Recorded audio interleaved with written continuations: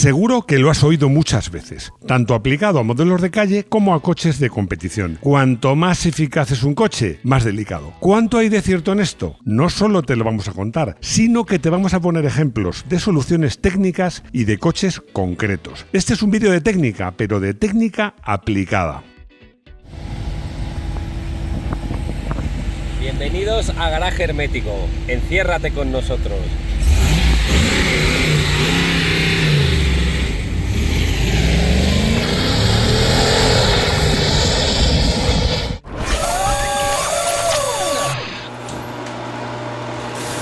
Los vídeos de técnica no tienen por qué ser áridos y aburridos. Y precisamente hoy os lo quiero demostrar. Por eso voy a empezar con una anécdota.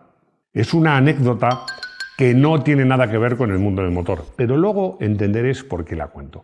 Fue cuando un amigo mío, su novia, se había comprado un vestido nuevo y le preguntó, ¿qué tal me queda?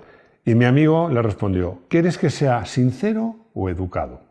En una carrera de resistencia asistí a una conversación entre el ingeniero y el piloto. El piloto le decía al ingeniero que el coche era muy delicado, sobre todo en curvas rápidas, y que pensaba que no era la más adecuado para una carrera de resistencia, que era mejor un coche un poco más amable.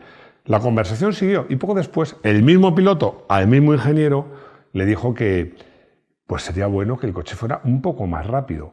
El ingeniero le paró, le hizo callar, le puso la mano en el hombro y le dijo, vamos a ver, ¿qué quieres?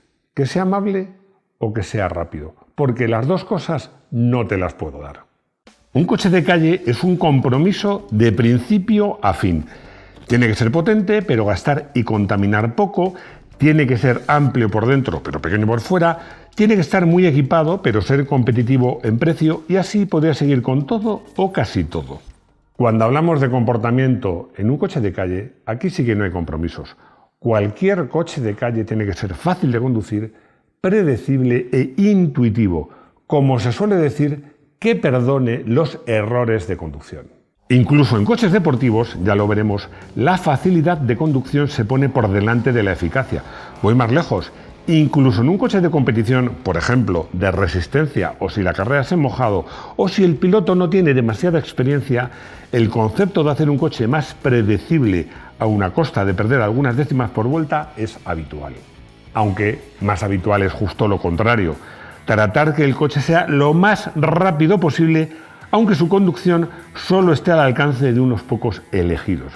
Os voy a poner un ejemplo, el caso del Red Bull de Max Verstappen, un coche eficaz y delicadísimo que solo un supergenio como Verstappen es capaz de domar. Como os decía, en este vídeo vamos a ver soluciones, técnicas, mejoras, tecnologías, en definitiva, para hacer que el coche sea más eficaz, a costa de que sea seguramente menos amable. Más agilidad en la entrada de curva. Estabilizadora trasera gruesa del Peugeot 205 GTI 1.9. El primer Peugeot 205 GTI 1.6, el de 105 caballos, era un prodigio de progresividad tanto por su motor como por su bastidor. Respondía a la filosofía pura de GTI de coche rápido y a la vez fácil de conducir, pero no corría demasiado, así que Peugeot potenció ese motor 1.6 hasta los 115 caballos, pero sus prestaciones estaban lejos de los rivales turbo, como el Renault 5 GT Turbo. Así que Peugeot recurrió a su motor 1.9 de 130 caballos y poderoso par. El balanceo del coche comprometía la motricidad y el modelo, con mayor peso delante, era algo torpe. Solución, una estabilizadora trasera más gruesa. Esto lo tengo que explicar.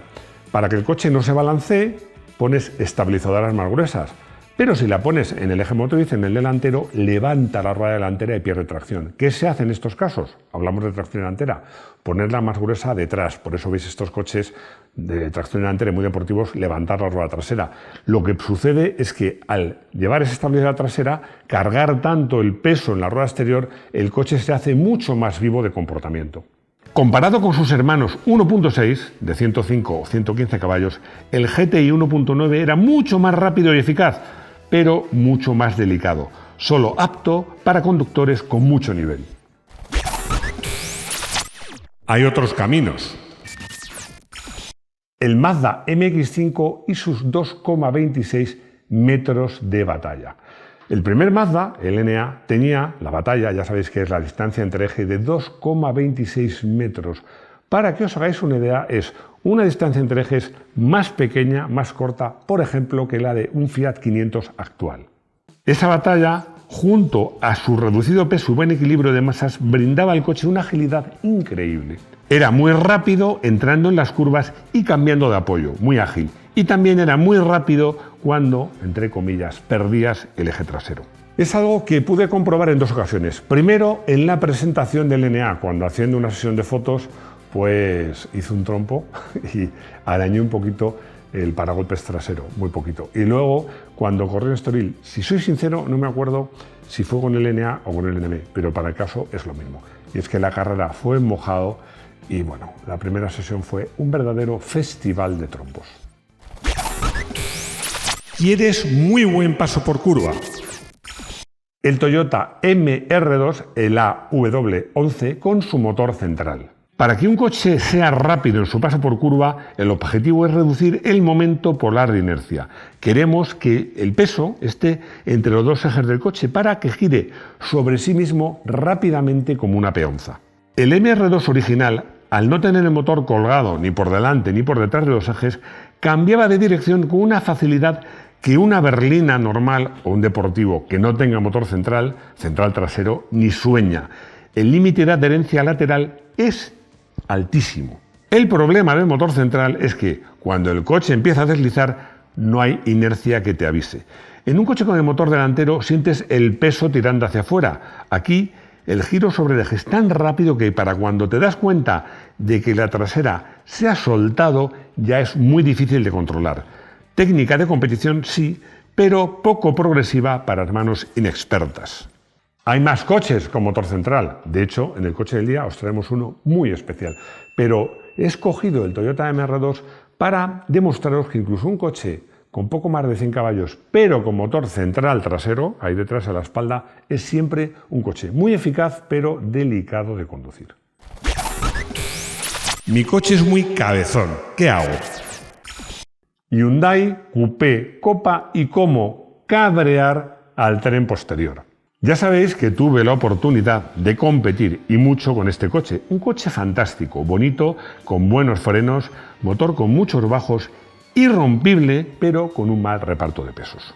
Debido a la situación y el peso del motor, que sabéis que era un V6 a 60 grados de 2,7 litros, el reparto de pesos no era bueno. Casi el 70% se apoyaba en el tren delantero, lo que hacía el coche cabezón, morrón, como quieras llamarlo. En definitiva, un poquito torpe. ¿Cómo lo evitamos? Como decía un buen amigo mío mecánico, cabreando la parte de atrás, el eje trasero. ¿Cómo? Subíamos la suspensión trasera, dábamos mucha presión a los neumáticos posteriores, ajustábamos la geometría con una cierta divergencia, las ruedas traseras apuntaban un poquito hacia afuera. Resultado, que el coche quería girar constantemente, entraba en las curvas solo con pensar en ellas. A cambio de ser más ágil, la estabilidad lineal no era la mejor, incluso en frenadas, pues el coche era relativamente delicado, sobre todo en frío. Yo recuerdo que cuando corría con este coche había más gente que corría, más pilotos corrían con este coche. Era muy habitual que se hacía frío. Si no calentaban las ruedas traseras a lo bestia que yo alguna vez me he mareado dentro del coche calentándolas, en la primera frenada hacías un trompo. Eso era verdad. Hacía el coche, insisto, sobre todo en frío, muy delicado. Pero lo cierto es que con este secreto, este cabrear, con comillas, al eje trasero, al tren posterior, el coche era mucho más rápido. ¿Quieres más tracción? Ford Focus RS MK1 y su diferencial autoblocante. Con 215 caballos, el Ford Focus RS de solo tracción delantera hubiese tenido graves problemas de motricidad, de no haber sido por su diferencial Quaife montado de serie. ¿Sabéis cómo funciona un autoblocante? Es muy sencillo. Cuando una de las ruedas, por falta de apoyo, por lo que sea, se embala, la frena y pasa esa potencia a la rueda que no está patinando. El objetivo es que cuando aceleres en plena curva, el coche no pierda fuerza por la rueda interior, que es habitualmente la que patina. El problema, la dirección tenía vida propia. Y sobre todo, si el asfalto no era perfecto, el volante daba tirones hacia los lados y tendía a cerrar las curvas. Era eficaz, sin duda, pero muy cansado y hasta cierto punto brusco de reacciones. ¿Quieres una tracción delantera eficaz en circuito? SEAT León Copa MK1 y la suspensión trasera multibrazo. Este modelo de competición estaba diseñado y montado por SEAT Sport y curiosamente usaba el eje trasero multibrazo de las versiones 4x4, pero en un coche que era solo de tracción delantera. Esto permitía un control total de la caída y la convergencia en pleno apoyo. El coche era rapidísimo, especialmente en curva rápida, pero también delicadísimo. Esto os lo he contado, pero os lo vuelvo a contar porque encaja muy bien en esto. Ya sabéis que yo me compré uno, corrí con uno. La primera tarde que lo probé, es verdad que estábamos usando neumáticos viejos, pero esa tarde hice más trompos en el circuito de Jarama, más trompos en una tarde que había hecho en toda mi carrera deportiva. Yo pensé, este coche no voy a ser capaz de controlarlo. Bueno, luego al final, con neumáticos nuevos y acostumbrándome, llegué a dominarlo y ya hice muy poquitos trompos. En carrera, sin ayuda ninguno. Me consolé porque hablando con Jordi Gené, pilotazo, no Marc, Jordi, el hermano mayor, fue Jordi quien puso a punto este coche. Cuando me lo encontré en una presentación, le comenté esto, le dije, es el coche con el que más trompos he hecho. Y él me miró, se sonrió y me dijo, yo también. Con el eje torsional de serie, menos eficaz, pero el coche te avisa, se retuerce, te avisa, que voy un poquito pasado, pero con la suspensión trasera multibrazo del Copa, el coche va perfecto, ahí sujeto, hasta que de repente, adiós. ¿Quieres aceleración explosiva? Porsche 911 y el turbo. Para ganar potencia en su 911, Porsche no paraba de incrementar la cilindrada, pero llegó un momento que el bloque del Boxer 6 cilindros no daba más de sí. El objetivo era conseguir caballos sin aumentar el peso. Solución, ¿y si metemos un turbo? Y así nació el Porsche 911 Turbo.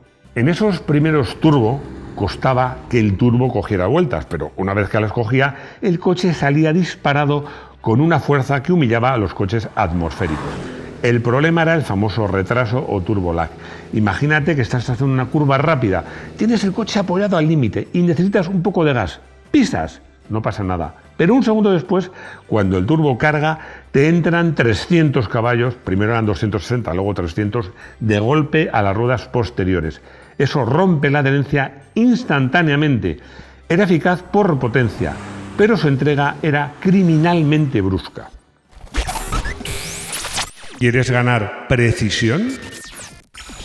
Silent-Block de poliuretano y rótulas Uniball. Un ejemplo para esto podría ser el primer BMW M3 E30 de competición que probé. En un coche de calle, aunque sea todo un M3, en todas las articulaciones de la suspensión, entre el eje y la pieza que gira están los famosos Silent-Blocks de goma. El objetivo es aislar al coche y a sus ocupantes de ruidos y vibraciones, eso sí, a costa de perder precisión. Si sustituyes las gomas por poliuretano rígido o rótulas metálicas tipo Uniball, no hay retrasos. La orden que das al volante llega a las ruedas al instante. El coche se vuelve una caja de ruidos. Sientes cada rugosidad que pisa. Todo es más inmediato, pero es el ejemplo perfecto de cómo mejorar un coche de calle haciéndolo más delicado y menos amable en todos los sentidos. Necesito más agarre. El Renault 8 Copa y la caída negativa trasera. Caída negativa es poner las ruedas, digamos, espatarradas. El caso paradigmático es el Renault 8TS de la Copa. Siempre se gana poniendo caída negativa, porque cuando el coche se inclina en apoyo, la rueda pisa mejor. El R8, con su peculiar suspensión oscilante, agradecía especialmente este tratamiento, muy habitual tanto en la calle como sobre todo en competición. Funciona muy bien en curva, porque además la rueda no se te mete para adentro y hace que el coche sea más estable y menos posibilidad de volcar. Además, también lo bajas. A cambio, en línea recta puede ir un poquito peor o incluso en frenadas. Esto se hacía mucho cuando los coches tenían el motor trasero. Coches, no hablo de un Porsche 911, como el R8 o el Seat 850 o 5000 que yo tenía. Yo en mi coche lo que hice fue primero cortarle, sacaba el muelle, cortaba media espira, así cogía un poquito de caída negativa y luego al final le corté casi otra media. El coche iba no como un R8, pero con caída negativa, pero la estabilidad era muchísimo mejor. Máxima agilidad. El Honda Prelude 2.2 VTEC el 4WS y el eje trasero direccional. Este es uno de esos ejemplos de cuando la tecnología permite dar soluciones a problemas aparentemente contrapuestos. En el eje trasero de un coche de tracción delantera te interesa que las ruedas normalmente tengan convergencia cero, es decir, vayan paralelas o incluso ligeramente apuntando hacia el interior.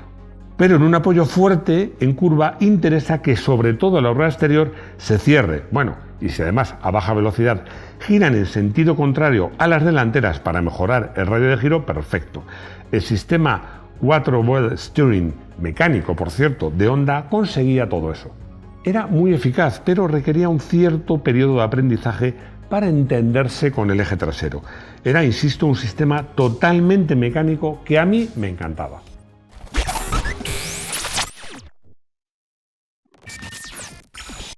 Hay un concepto en ingeniería que se llama gradiente de subviraje.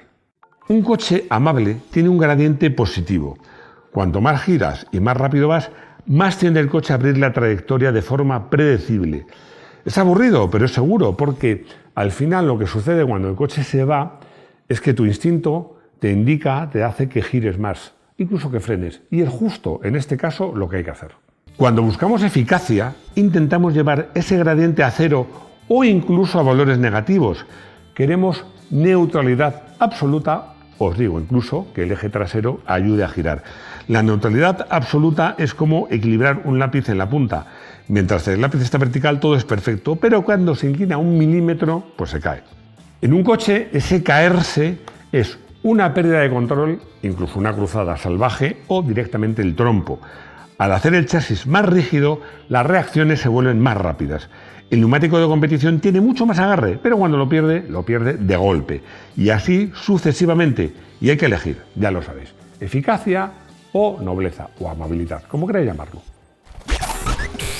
Conclusión.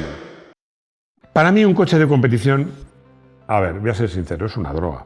Una vez que pruebas la eficacia de un coche que gira plano, que no tiene inercias y que obedece al milímetro, es muy difícil no echarlo de menos cuando vuelves a un coche de calle convencional. La eficacia es lo que nos da el tiempo por vuelta en competición, pero la amabilidad es lo que nos da confianza para disfrutar de una carretera de montaña sin ir con el cuchillo entre los dientes y llevándose sustos en cada curva. Mi consejo es claro. Si tú decides enredar en un coche de calle para hacerlo un poquito más deportivo, pues no te pases. No cabrees tanto el coche, sobre todo si es una tracción delantera, como para que acabes teniéndole miedo. Porque te digo una cosa, el día que tengas miedo a tu coche, habrás perdido en gran parte el placer de conducir. Coche del día.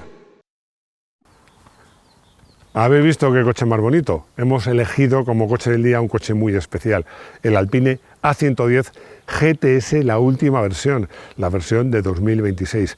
Lo hemos elegido por muchos motivos, además ilustra muy bien lo que hemos contado en el vídeo. Lo hemos probado a fondo, ya sabéis que como todos los coches que probamos a fondo, pues podéis leer la prueba en nuestra web de Garaje Hermético. ¿Por qué lo hemos elegido? Uno de los motivos, está muy bien hecho. Cuando digo que está muy bien hecho, me refiero a la estética, que recuerda mucho a la berlineta clásica, el interior, el motor, pero sobre todo el bastidor y el comportamiento. Esta es otra cosa que quiero destacar.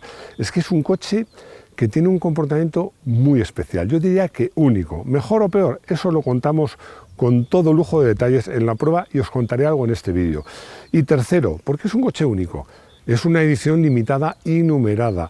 Y además es lo que los ingleses llaman un Instant Classic, es decir, un coche que lo compras, sales del concesionario y ya es un clásico, porque desafortunadamente este coche se va a dejar de fabricar en 2026. Y dicho todo esto, ¿qué os parece si lo probamos? ¿Os venís conmigo?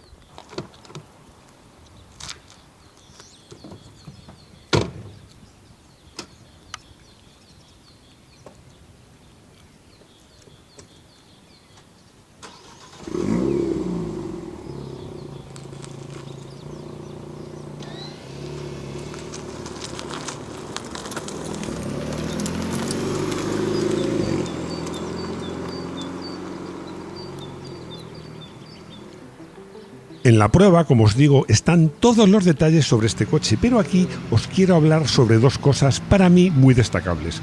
Una, el diseño y otra, el comportamiento. Pero antes, para situarnos, os voy a dar algunas coordenadas. Estamos hablando de un coche con un motor central trasero transversal de 1.8 litros y 4 cilindros en línea, con un solo turbocompresor de geometría fija con intercooler. Cuenta con 300 caballos a 6.300 revoluciones y un par máximo de 340 Nm.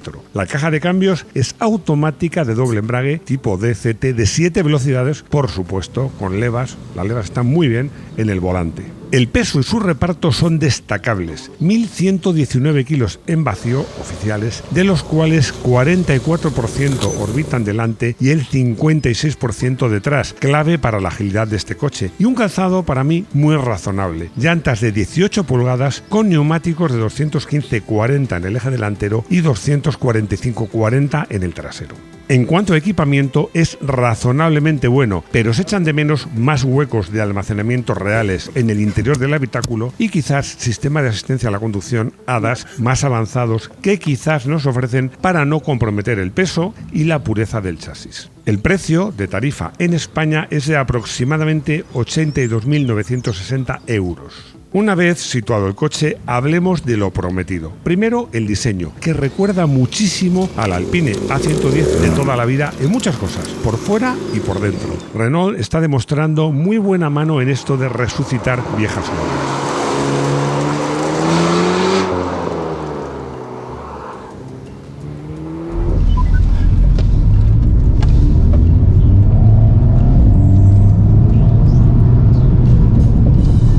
Segundo, muy destacable, el comportamiento. Si me preguntáis, por ejemplo, si es subvirador o sobrevirador, os tengo que responder que ni lo uno ni lo otro. Es neutro. Y vosotros me podríais preguntar, ¿pero neutro a la entrada o a la salida o en la parte media? Y yo contestaré que es neutro siempre.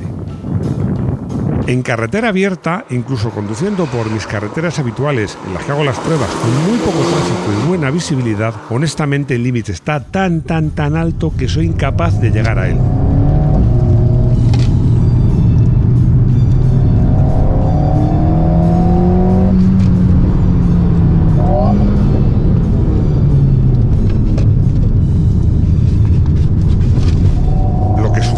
Es que simplemente haciendo una conducción ordenada, frenando donde hay que frenar, trazando bien, que en este coche no es trazar, sino dibujar la curva, el volante tiene solo 2 vueltas de tope a tope, se puede ir a un ritmo increíblemente rápido. De hecho, me ha sucedido algo que hacía mucho que no me sucedía. Prácticamente en ningún momento las ayudas electrónicas han hecho acto de presencia, ni siquiera en firmes muy resbaladizos, incluso húmedos. Esto demuestra el altísimo nivel del bastidor. No es como en otros coches de propulsión trasera muy potentes que no se molestan en poner un buen bastidor, simplemente recurren a una excelente electrónica. Y ojo, no me refiero solo a berlinas de lujo, sino también a deportivos como por ejemplo el 911. ¿Por qué no pone Porsche el motor en el centro como ha hecho Alpine sin perder nada de su esencia?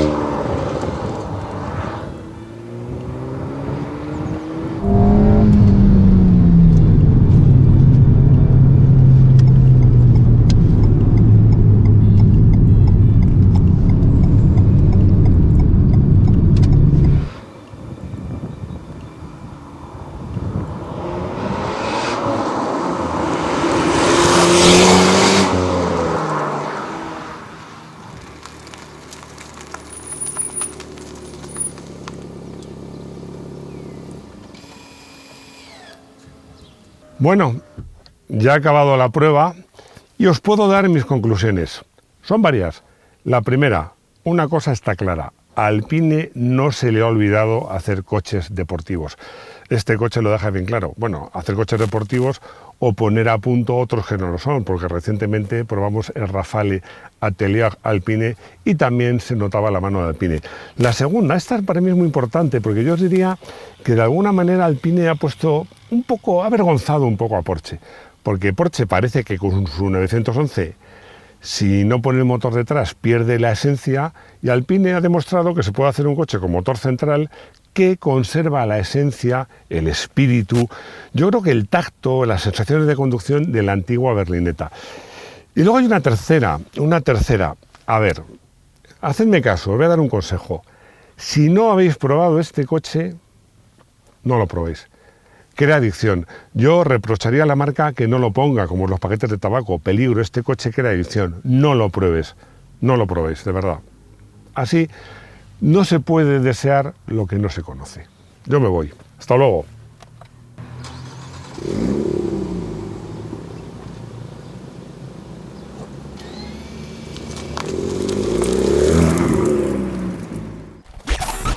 Consultorio. Sergi hace una pregunta muy interesante porque nos dice si un coche más ligero, además de ser más eficaz, es más noble. La respuesta es evidentemente, clarísimamente sí. Y es muy fácil de explicar. Es que tú en un coche ligero, incluso cuando el coche se te va, la inercia, vamos a suponer que das una curva y se te va de atrás. La inercia que hace que el coche se cruce es mucho menos que en un coche pesado. Cuando vas con un coche muy pesado, llegas a una curva y el coche se te va, imagínate, me voy a lo de siempre, en un SUV de 2.500 kilos. Cuando se va, los 2.500 kilos cuesta más recuperarlos. La ligereza es buena para todo. Luis me hace una pregunta muy divertida. ¿Por qué los coches de ahora son tan grandes? La respuesta le voy a contar con una anécdota. Un amigo mío que le gustaba escribir historias, de ciencia ficción, escribió una historia en la que contaba que el ser humano crecía tanto que las casas y los coches antiguos no valían nada porque la gente no cabía. Hay parte de marketing en los SUV, en los coches más grandes, indudablemente hay mucho marketing. Un coche grande pues hace sentir a la gente más segura, que tiene más coche. Pero también hay una cosa muy evidente, es que somos más grandes. Yo te he traído un dato para demostrártelo. En España, desde cuando yo nací, en 1960 hasta hoy, la media tanto de hombres como de mujeres ha aumentado más de 10 centímetros. En el primer mundo es de solo 7 centímetros, en el tercer mundo es incluso mayor. Es decir, el ser humano cada vez es más grande y por lo tanto tiene lógica que los coches sean cada vez más grandes.